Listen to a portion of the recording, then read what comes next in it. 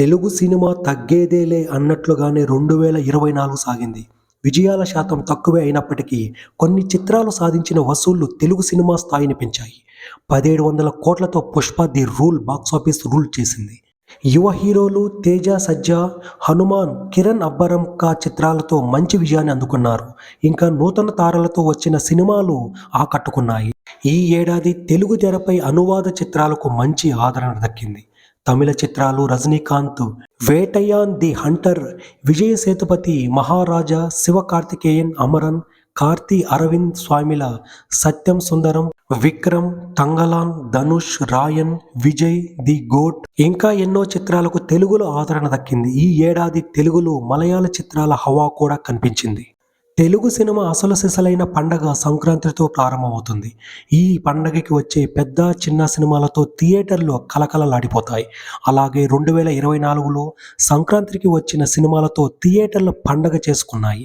Cine lovers కూడా full ఖుష్ అయ్యారు.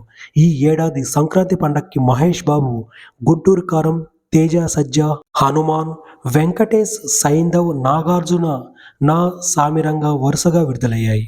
త్రివిక్రమ్ దర్శకత్వంలో వచ్చిన 'గుంటూరు కారం' బ్లాక్ బస్టర్గా నిలిచింది. ఇదే రోజున ప్రశాంత్ వర్మ దర్శకత్వంలో వచ్చిన మైథలాజికల్ ఫిల్మ్ 'హనుమాన్' భారీ విజయాన్ని అందుకుంది. సంక్రాంతికి వచ్చిన సీనియర్ హీరోలతో పాటు యువ హీరో తేజ విజయం అందుకోవడం విశేషం. ఇక వెంకటేష్ హీరోగా శైలేష్ కొలను దర్శకత్వంలో విడుదలైన 'సైంధవ్' ఆశించిన ఫలితాన్ని సాధించలేకపోయింది. సంక్రాంతి పండుగలో చివరిగా వచ్చిన నాగార్జున మాస్ కమర్షియల్ 'నా సామిరంగా' చిత్రం ప్రేక్షకులను అలరించింది. ఈ సినిమాతో కొరియోగ్రాఫర్ విజయ్ బిన్ని దర్శకుడిగా పరిచయం అయ్యాడు. ఇంకా జనవరి నెలలో విడుదలైన ప్రముఖ గాయని సునీత తనయుడు ఆకాష్ హీరోగా నటించిన తొలి సినిమా 'సర్కారు నౌకరీ'. జనవరిలో దాదాపు 20 సినిమాలు వచ్చినా ఆకట్టుకున్నవి తక్కువే. ఇక ఫిబ్రవరిలో 20 సినిమాలకు పైగా వచ్చాయి.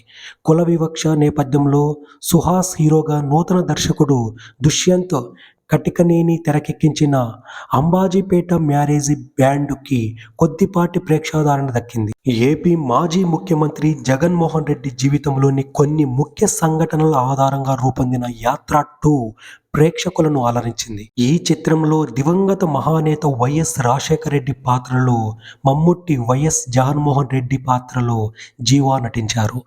మహానేత వైఎస్ రాజశేఖర రెడ్డి గారి జీవితంలోని ముఖ్య సంఘటనల ఆధారంగా మహి వి రాఘవ్ దర్శకత్వంలో రూపొందిన 'యాత్ర' సినిమాకు సీక్వెల్గా 'యాత్ర 2' రూపొందింది. సీక్వెల్ కూడా మహి దర్శకత్వంలోనే రూపొందింది. ఈ నెలలో రవితేజ 'ఈగిల్' సినిమా ఓ మోస్తరు హిట్ అందుకుంది. ఈ మాస్ ఫిల్మ్కి కార్తికేయ ఘట్టమనేని దర్శకుడుగా, ఇంకా సందీప్ కిషన్ హర్రర్ ఫిల్మ్ 'ఊరి పేరు భైరవకోన' పర్వాలేదనిపించుకుంది. ఈ చిత్రానికి విఐ దర్శకుడు. అలాగే ప్రియమణి భామా కలాపం 2 పర్వాలేదనిపించుకుంది. ఇక మార్చిలో 30కి పైగా సినిమాలు వస్తాయి. అలరించినవి మాత్రం 5 సినిమాలు. Siva Kandukuri mystery thriller drama 'Bhoothaddam Bhaskar Narayana', అఘోరాగా విశ్వక్ సేన్ నటించిన 'Gaami' Ananya Nagalla horror movie 'Tantra', historical action film 'Razakar' చిత్రాలు ఆడియన్స్ను అలరించే ప్రయత్నం చేశాయి. అయితే సిద్ధు జొన్నలగడ్డ, అనుపమ పరమేశ్వరన్ల 'డీజే టిల్లు స్క్వేర్', శ్రీ విష్ణు హీరోగా చేసిన 'ఓం భీమ్ రుష్' చిత్రాలు హిట్స్గా నిలిచాయి. మల్లిక్ రామ్ దర్శకత్వంలో 'డీజే టిల్లు స్క్వేర్' రూపొందగా 'ఓం భీమ్ రుష్'కి హర్ష కొనుగొంటి దర్శకుడే.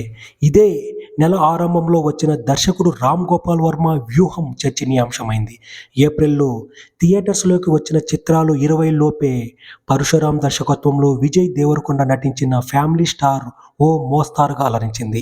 ఇదే నెలలో నూతన దర్శకుడు శివ తుర్లపాటి దర్శకత్వంలో వచ్చిన 'అంజలి గీతాంజలి' మళ్ళీ వచ్చింది, నవ్వించింది. ఇక మే నెలలో వచ్చిన 20 చిత్రాలలో కార్తికేయ, భజే వాయువేగం, ఆనంద్ దేవరకొండ, గమ్ గమ్ గణేష.